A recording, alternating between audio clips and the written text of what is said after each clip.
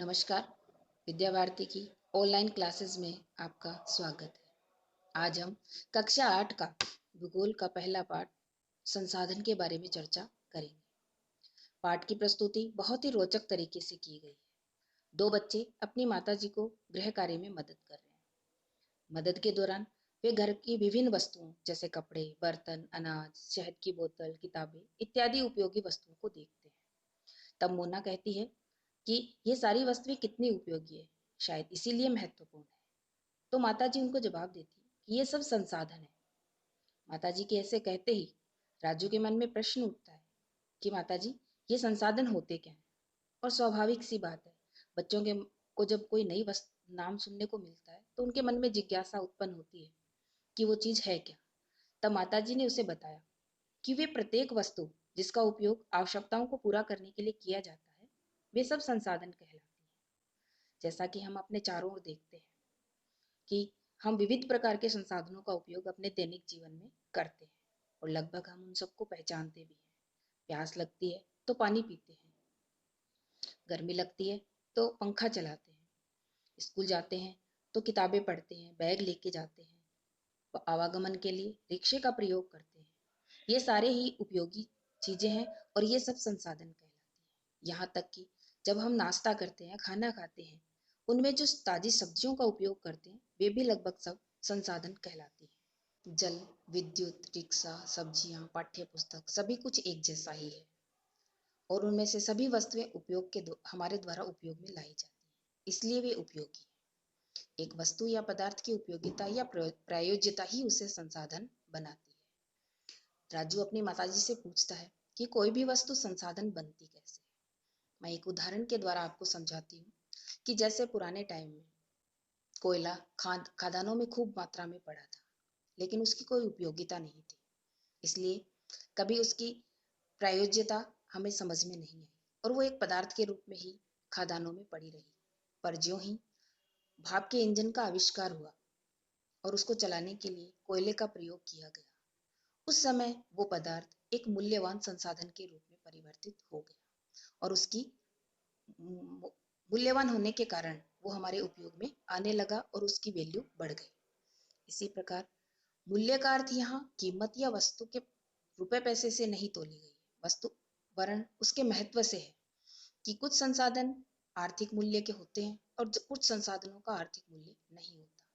जैसे धातुएं हैं, बाजार से हम कोई वस्तुएं खरीदते हैं, उन सब का आर्थिक मूल्य निर्धारित होता है, लेकिन जहां हम घूमने जाते हैं, कोई मनोरम दृश्य है, उनका हमें आर्थिक मूल्य नहीं चुकाना पड़ता, वे हम स्वाभाविकता ही देख लेते हैं।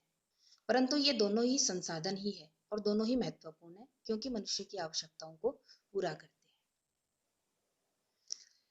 पुराने टाइम में दादी जी घर पे इलाज के लिए घरेलू नुस्खों का प्रयोग करती थी, लेकिन उनका कोई वाणिज्यिक मूल्य नहीं था। पर समय के साथ साथ कई बार इन घरेलू नुस्खों का भी आर्थिक रूप से मूल्यवान बन जाते हैं या वे मूल्यवान हो जाते हैं अगर उन्हें पेटेंट के करने के पश्चात किसी मेडिकल फर्म को बेच दिए जाते हैं, तो वे ही घरेलू नुस्खे आर्थिक रूप से मूल्यवान होकर एक संसाधन के रूप में परिवर्तित हो जाते हैं। किसी भी पदार्थ को संसाधन में परिवर्तित करने के लिए समय और प्रौद्योगिकी, ये दो महत्वपूर्ण कारक होती है, दोनों ही आवश्यकताओं से संबंधित है। इस पैराग्राफ में यह भी बताया गया है कि मनुष्य स्वयं भी एक संसाधन है। मनुष्य स्वयं संसाधन कैसे है? मनुष्य को हम एक संसाधन के रूप में कैसे मान सकते हैं? मनुष्य अपने शारीरिक और मानसिक श्रम से आविष्कार, खोज आदि करके अधिक से अधिक संसाधनों की रचना करता है। जब कोई खोज और आविष्कार होता है तो उससे संसाधनों की रचनाओं में भी परिवर्तन आता है। अर्थात आग की खोज हुई तो खाना पकाने की पद्धति का प्रचलन बढ़ा, पहिए का आविष्कार हुआ तो परिवहन में सुविधा हुई और नवीनतम विधियों का विकास हुआ। संसाधनों के प्रकार, सामान्यतः संसाधनों को 3 भागों में बांटा गया है: प्राकृतिक संसाधन, मानव निर्मित संसाधन और मानव एक संसाधन के रूप में। तो सबसे पहले प्राकृतिक संसाधन, जैसा कि नाम से ही हम इसको समझ सकते हैं कि जो प्रकृति के द्वारा सीधे ही बिना किसी संशोधन के हमारे उपयोग में लाए जाते हैं, वे प्राकृतिक संसाधन कहलाते हैं। जैसे वायु, जल, मृदा आदि को हम सीधे प्राकृतिक रूप से प्राप्त करते हैं और उनका उपभोग करते हैं।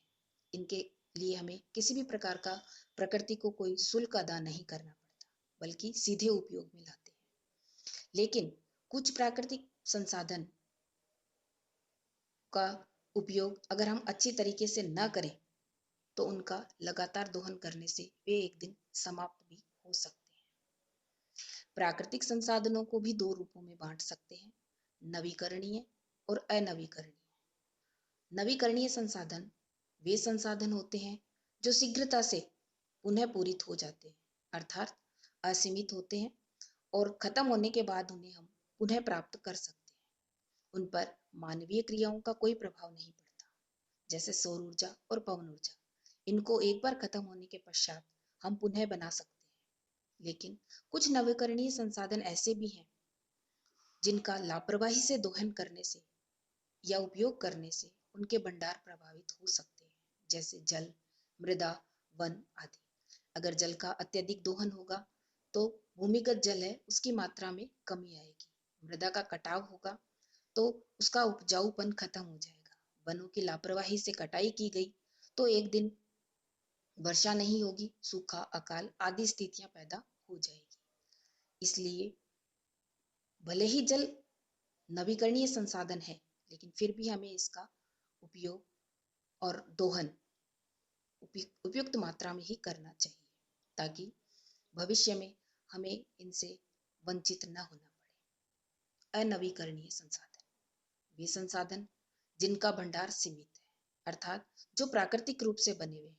मनुष्य ने इन्हें नहीं बनाया है, बल्कि प्रकृति में स्वयं ही रासायनिक संरचना के द्वारा ये बने हैं और एक बार अगर इनके भंडार समाप्त हो गए तो उन्हें पुनः प्राप्त करने में हजारों लाखों वर्ष लग जाते हैं और ये अवधि एक मानव जीवन से बहुत अधिक होती है।